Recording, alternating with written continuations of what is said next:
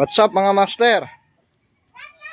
Dumating na yung order natin na amplifier rack. Kaya binibideo ko to, i-share ko lang yung Binersa Tech ko na naka-vlog din. Ihingi lang ako ng suggestion sa inyo kung ibablock pa ba natin yan o ganyan na yung kulay gray na parang nagbo-blue. Tinesting ko lang yung kanyang corner at saka plunger. Hindi pa naman mga nakatornilyo yan.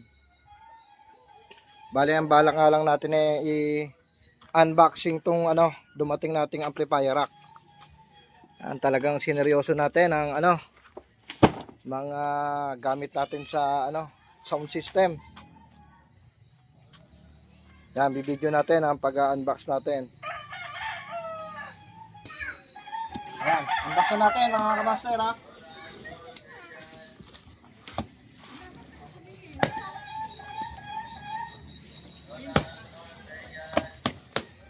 Malayo na pa pinanggalingan yan mga kamaster. Yan. Shout out nga pala sa nagdodonat mga kamaster. Pogi, oh. Pogi mga kamaster. Dahan-dahan lang. Ano yun? Ganyan ka pogi mga kamaster yung ating amplifier rack. Guwapo. I-unbox natin yan mga kamaster. Shout out sa iyo, magdodonat.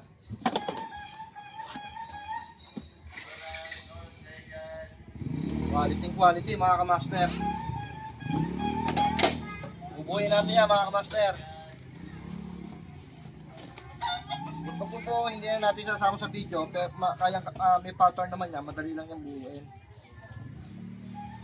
Sasama na lang natin sa video pagka yung buo na siya.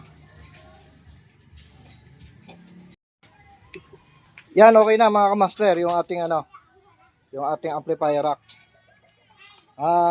Ano yan? 5-star ako diyan. Napaka-pogi ng ating amplifier rack. Na-testing kaagad natin yung ating DBX na yung saksakan yan.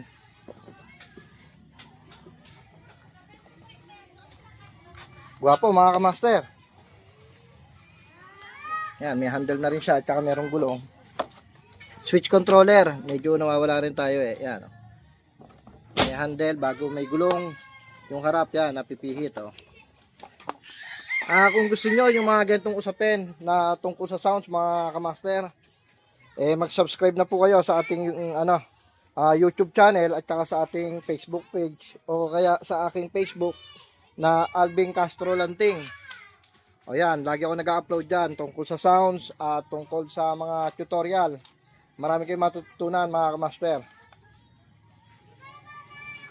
Okay, paki-share yung video. Peace out.